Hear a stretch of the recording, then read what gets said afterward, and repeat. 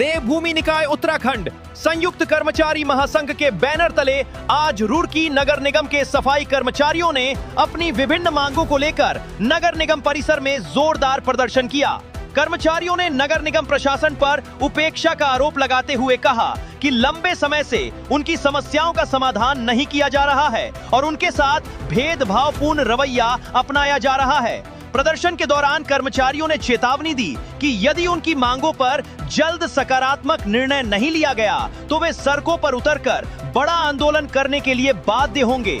नगर महासचिव नरेश घोगियाल ने बताया कि कर्मचारियों की ओर से निगम प्रशासन को 11 दिन का अल्टीमेटम दिया गया है। यदि इस अवधि में मांगे पूरी नहीं की गईं, तो 9 मार्च से अनिश्चितकालीन हड़ताल शुरू की जाएगी। कर्मचारियों ने स्पष्ट किया कि वे अपने अधिकारों और समस्याओं के समाधान तक संघर्ष जारी रखेंगे।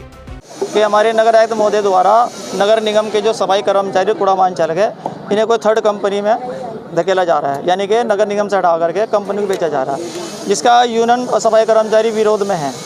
क्योंकि हमारा 3 मार्च 2025 में बोर्ड प्रस्ताव पास हुआ था कि नगर निगम में सफाई कर्मचारी समिति आउटसोर्सिंग और कूड़ा वाहन चालकों को पक्का किया जाएगा, संविदा में किया जाएगा या 30,000 रुपये समान कार्य समान वेतन दिया जाएगा, जिसको ना करके ये सभी कर्मचारी कंपनी धकेले। हमारे से सौतेला व्यवहार हो रहा और हमारी किसी प्रकार का कोई सुनवाई नहीं है और लापरवाही है, अनदेखी है, शोषण हो रहा है।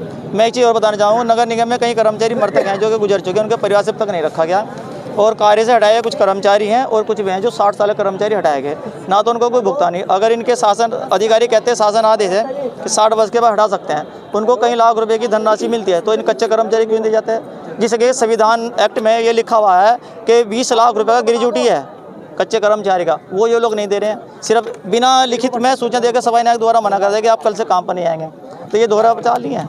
15 से 20 साल नगर निगम में सफाई कर्मचारी काम कर रहा है, कई कर्मचारी हमारे मर गए हैं, कुछ हमारे बुजुर्ग हो गए हैं। अच्छा, पहले सरकार हमें ये कहती है हम कोरोना वायरस हैं, कोरोना योद्धा हैं, तो क्या कोरोना योद्धा इसीलिए बनाया था कि हमें कंपनी में धकेला जाए? जब निगम के द्वारा करोड़ रुपए के फाइलें पास हो रही, ठेकेदार होकर के पास हो रही, और जब ये पास हो रही हैं तो क्या कर्मचारियों का ये पास हो सकता है बोर्ड में?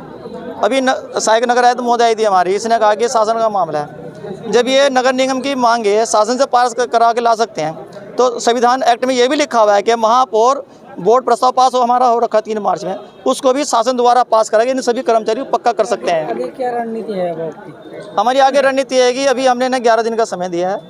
अगर ये 8 तारीख तक हमारी कोई किसी प्रकार की हमारी मांग पूरी करते हैं, कंपनी को हटाते हैं जिसका हम विरोध में है, तो हम लोग ठीक हैं। अगर ये नहीं करते तो 9 तारीख से कार्य बहिष्कार रहेगा।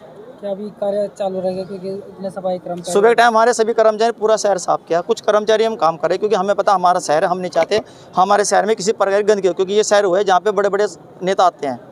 हम ये नहीं चाहते हमारे शहर गंदगी हो, लेकिन अगर हमारी मांगे ना पूरी हो तो हम लोग कार्य बहिष्कार जाएंगे, चाहे वो किसी पे असर पड़े।